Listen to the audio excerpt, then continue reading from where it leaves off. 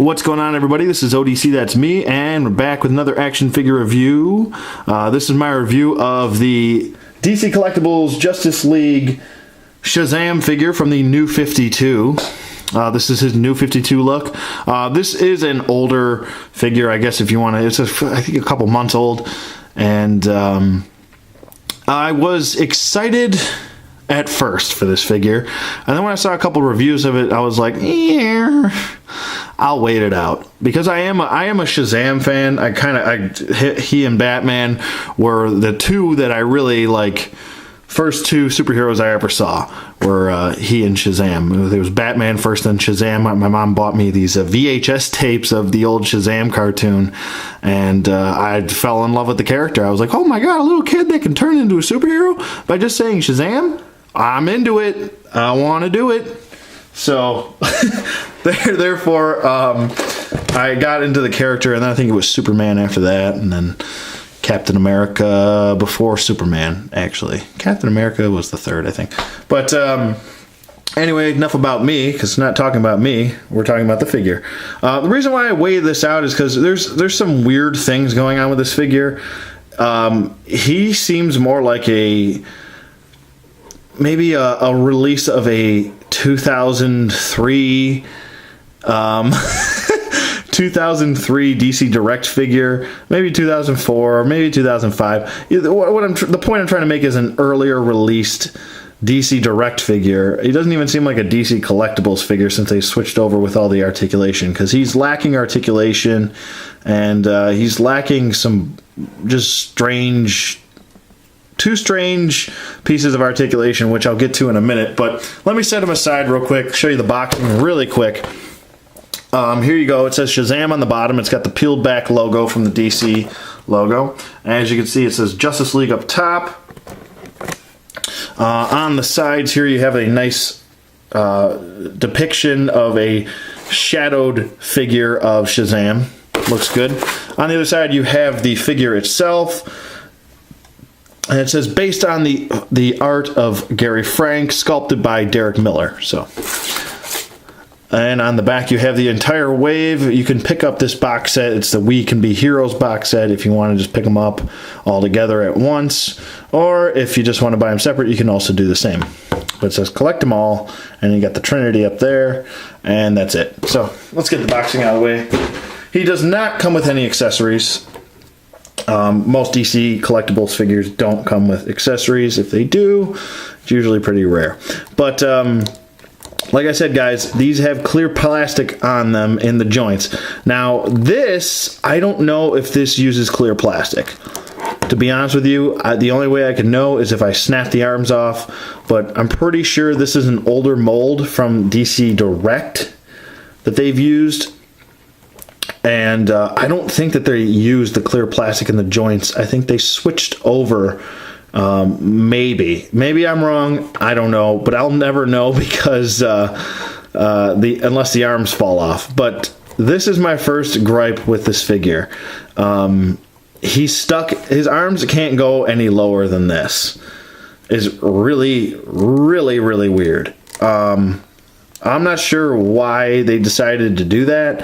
Maybe you could have him like this, kind of like he's harnessing some power, but he's kind of stuck in this pose. His arms can go up, but I mean the cape is still hindering his arms. His arms go up about that far, and like this is it. Like that's what the heck? What the balls is this? So that's a little weird. I don't know. Maybe it's just me, but it's a little weird, man. Just saying. But as far as his head sculpt, you can kind of peel back his hood here. I don't want to try it too hard. I don't want this thing to rip. But he does have sculpting going throughout his hair and everything, if this thing will focus. Face sculpt's pretty good. Don't have a problem there. Definitely a better hood than the Mattel version, the San Diego Comic-Con exclusive. That hood was like all the way up here. I don't know what was going on with that hood. But still, I'm happy to have this figure. I'm glad I waited it out because I actually bought this at my local comic book shop for $15, which is way below retail. I think retail's around like $22, $23 for this guy when he came out. So, they're usually good about bartering. The bartering system at the comic shops. Love them. But his cape looks pretty nice. There's a couple QC issues with paint splattered a little bit. Looks kind of like he was... I mean, this is a white cape, so I'll give him some leeway. Not too bad, though. At least his limbs aren't breaking off like most of their figures now. So, but other than that, pretty nice cape. Pretty decent line work on the trimming here. The gold trimming looks pretty good.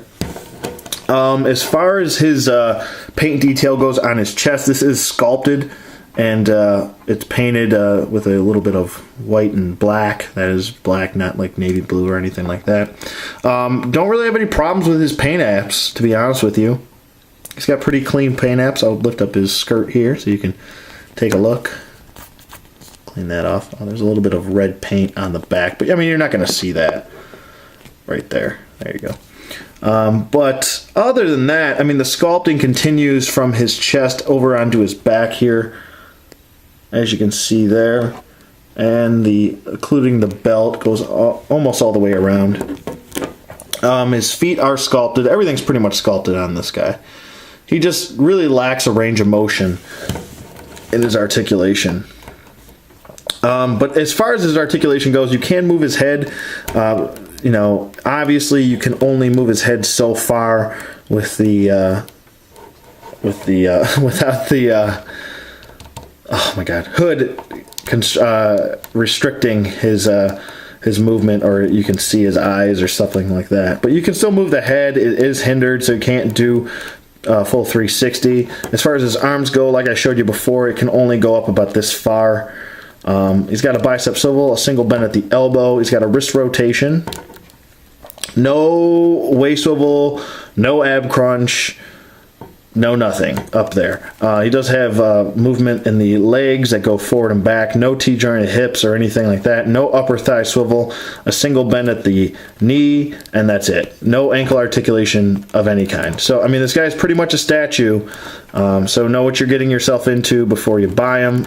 He's also kind of stuck in this weird stance where you kind of have to have one knee bent a little bit. Not that big of a deal.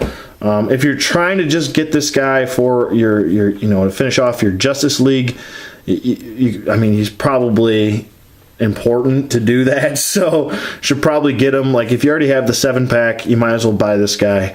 You could probably find him for cheap. I haven't seen him really going for too much.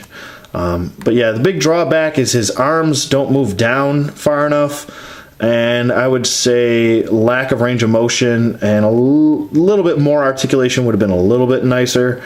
But the range of motion really is killing him a little bit. But still a decent figure, still nice sculpting, nice paint detail going throughout the abs here. You can see a little bit of black line work. It helps. It does help. Also in the thigh area. A little bit on the biceps, I guess.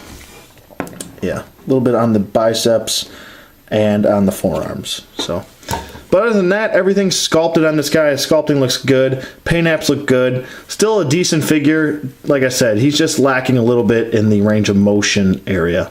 So, with that being said, it's going to pretty much wrap it up for the DC Collectibles Justice League Shazam figure from the New 52.